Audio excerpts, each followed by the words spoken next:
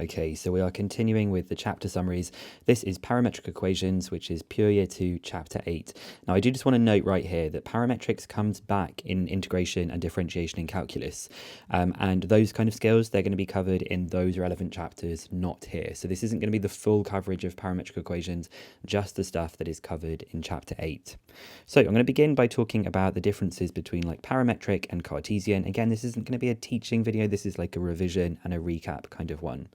So if we wanted to go from a parametric to a Cartesian equation, we would make the parameter, which is usually t or theta, that kind of third variable, we would make it the subject of one of the equations and then substitute it into the other. That's one of the approaches. The second approach is if you have a known identity, and I'm thinking really of a trig identity here, you can use that identity to connect together the x and y equations. And in this case, it's no longer necessary to make the parameter the subject of one of the equations. And I'll demonstrate this one later on, so you'll see a little bit more about what I'm talking about. And then they're quite interested these days in things to do with like the range and the domain of the Cartesian, in other words, the input and output values. So if you wanted to find the output values of the Cartesian equation, you just need to find the range of the y parametric equation. Obviously, y is to do with the output, so these correspond to the potential output values that we can get.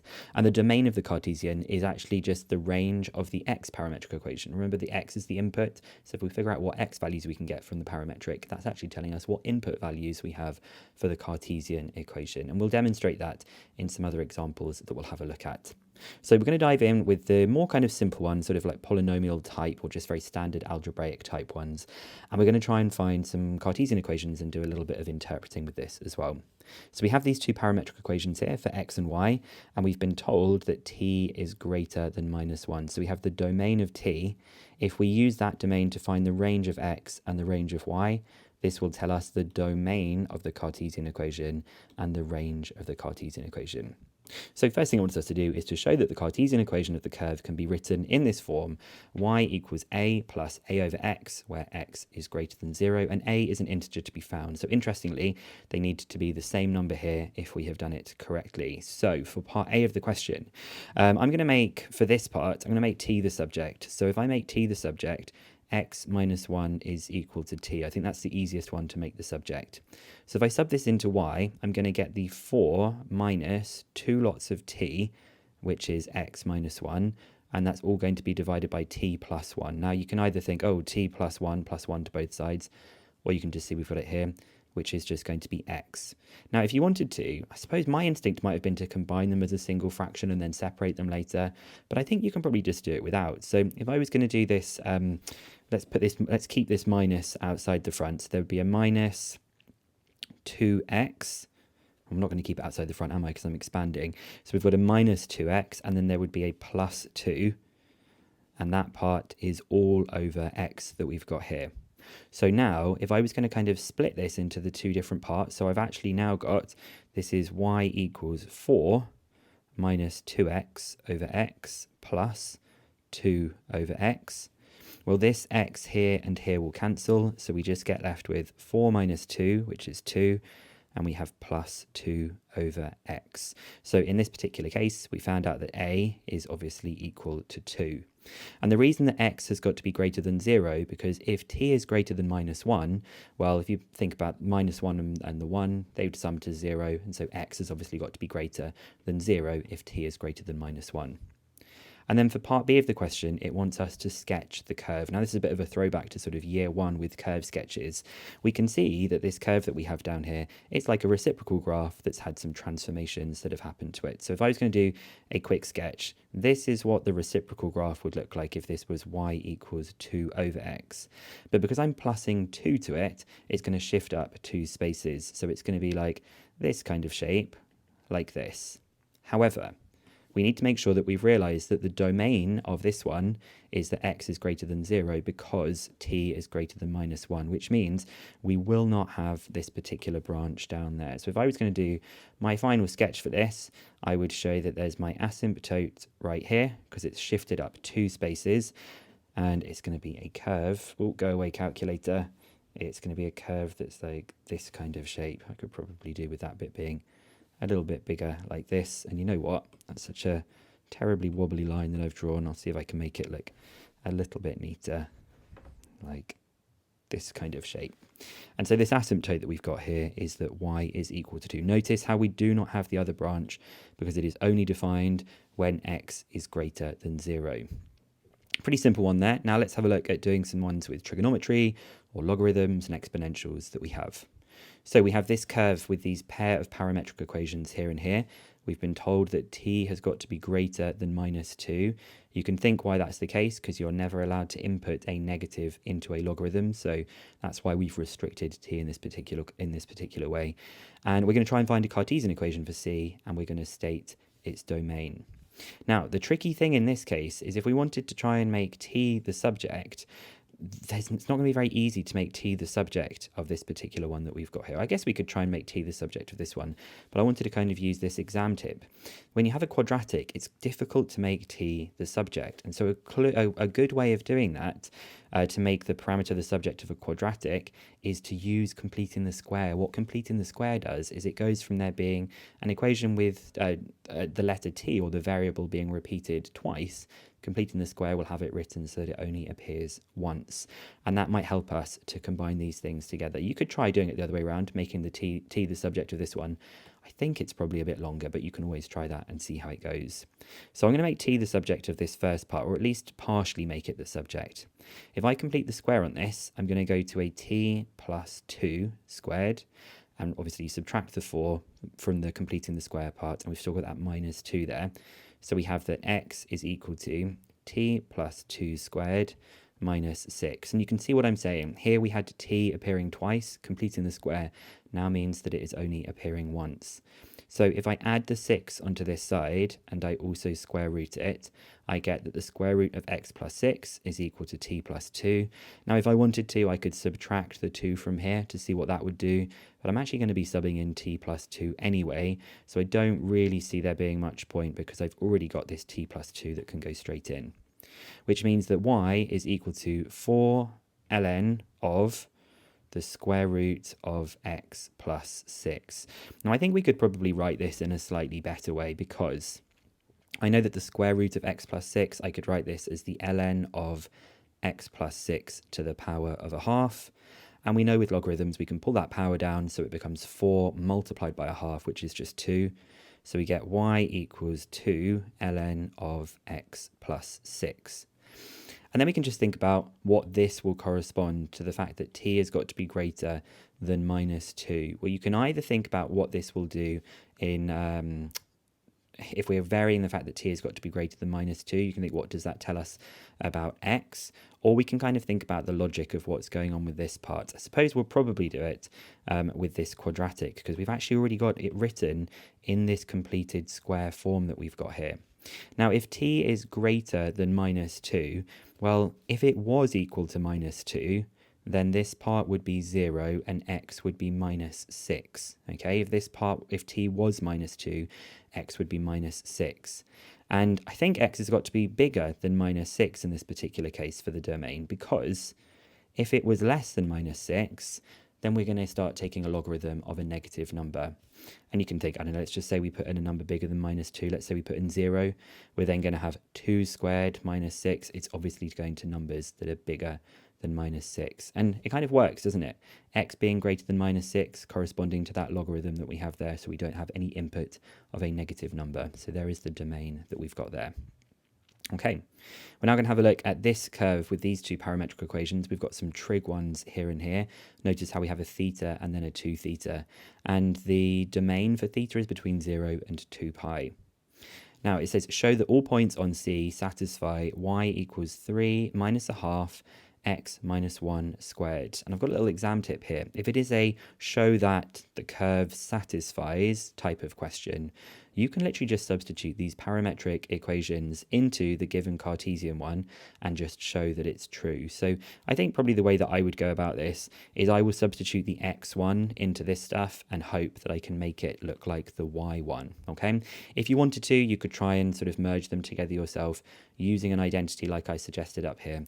But if it ever says show that it satisfies something, they've basically given you the answer. You can just do some substitution. So y is equal to, what do they say? It's 3 minus a half of x minus 1. Well, x minus 1, x is 1 plus 2 sine theta. I'm going to subtract 1 and then I'm going to square it. And I'm basically going to keep working on this thing until I can make it look like this thing that we've got here. So that's 3 minus a half, and then we obviously have the 1's cancelling, so that's 2 sine theta squared. So that's 3 minus a half multiplied by 2 squared is 4, and then we have sine squared theta. So it is 3 minus 2 sine squared theta. And we just need to make it look like a 2 plus a cos 2 theta. So I'll tell you what, I'll keep that 2 there. I'll break the 3 down into a 2 and a 1 like this.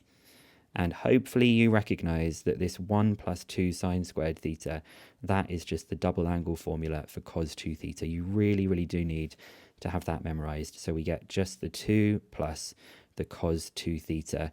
And that was what we were trying to show them, that y is equal to 2 plus 2 cos theta. I guess you could do a little conclusion sentence or saying like, hence it's shown, but I'm not sure that's 100% necessary for this one.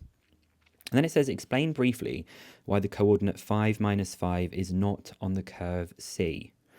Okay, well, let's just investigate this Cartesian one to see if it's anything to do with that. We're saying that when x is equal to 5, y is equal to minus 5. Well, I think that's right, isn't it? Because if we sub 5 into it, we get 3 minus a half, 5 minus 1 squared. That's 3 minus a half times 4 squared, which is 16, or 3 minus 8, which is minus 5.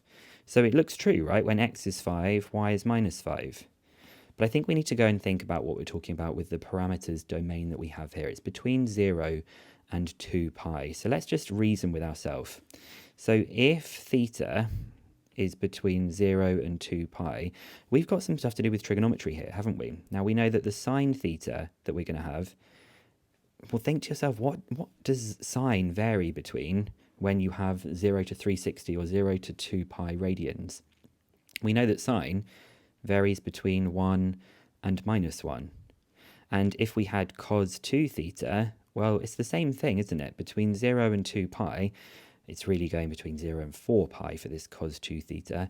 It's also just going to vary between minus 1 and 1. So this means that the x part, we can think about how it's going to behave. The minimum thing that the x could be, the minimum value of x is just going to be 1 plus 2 times by minus 1, which is 1 minus 2, or minus 1. And the maximum value of x that it could possibly take is going to be 1 plus 2 times by 1, which is just 3. So the x coordinates can only ever be between minus 1 and 3, because the 2 sine theta can only vary between minus 2 and 2, because of the fact that sine theta can vary between minus 1 and 1.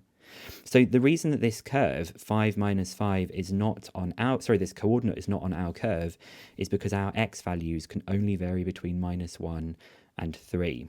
Now for the y values, they could vary between 3 and, so that'd be 2 plus 1, which is 3, and then 2 minus 1, which is 1. So the y values only go between 1 and 3 as well.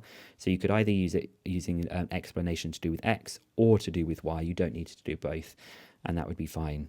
So the coordinate is on this Cartesian, but it is not on the parametric because of the fact that we have this. So what it's really thinking about is if we've got some kind of parabola, it's like this kind of shape, the parametric is only a particular portion of the Cartesian one that we've got here, okay?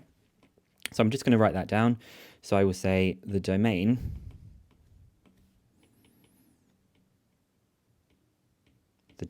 of C is that it's between minus 1 and, what did we say, that it's between 0 and 2 pi. Yes, it's between minus 1 and the maximum value of x is going to be 3. It's between minus 1 and 3. So minus 5 is not included.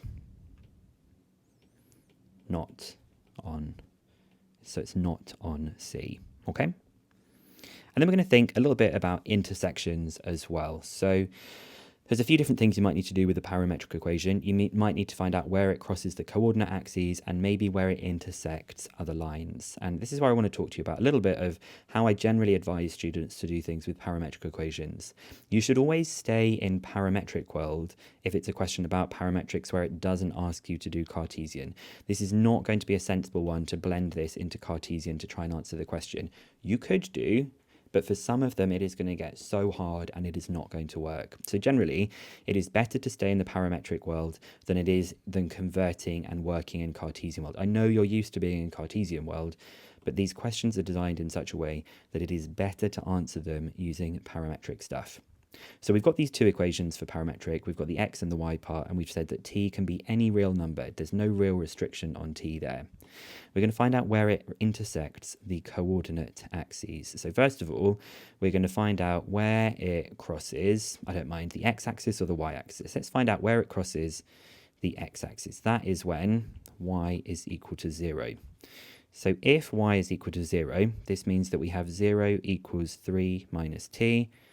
So t is equal to 3, which then means we can find out what x is equal to. So it's 2 lots of 3 cubed minus 1. 3 cubed is 27.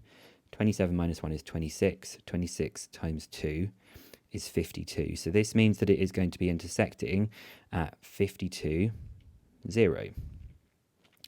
Now we just do the same process to find out where it crosses the y-axis. This is going to be when x is equal to 0. So when x is equal to 0, we get 0 equals 2t cubed minus 1.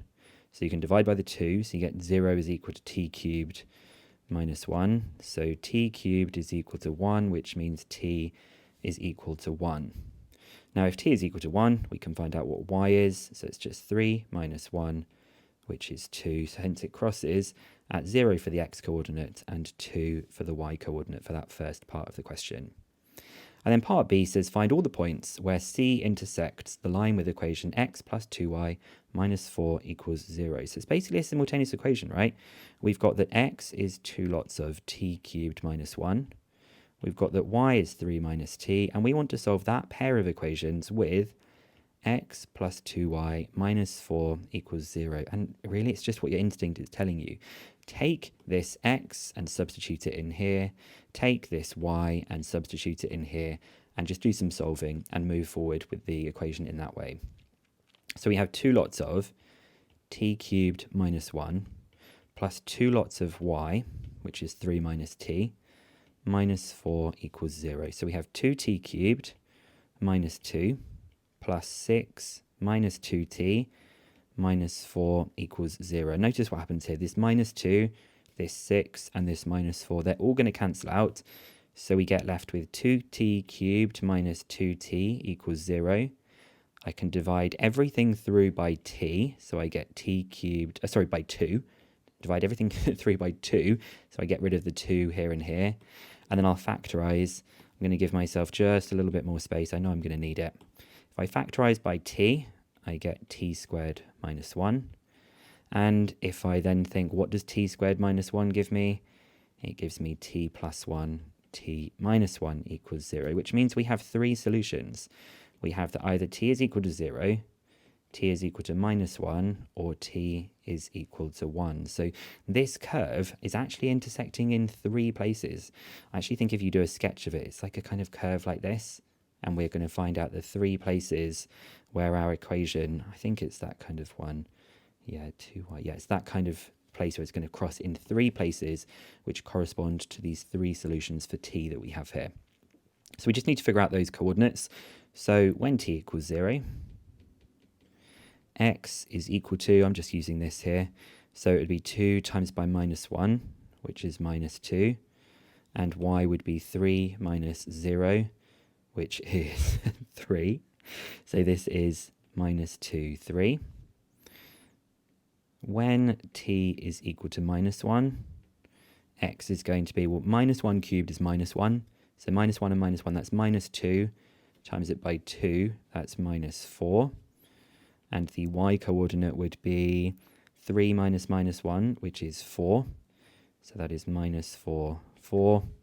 And again, let's buy myself just a little bit of extra space. we're going to do our last part, which is when t is equal to 1, x is going to be, well, that's 0 because it's just 1 minus 1. And y is going to be equal to 3 minus 1, which is 2. So it is a 0, 2. So we've got these three places where the parametric is going to be intersecting that line.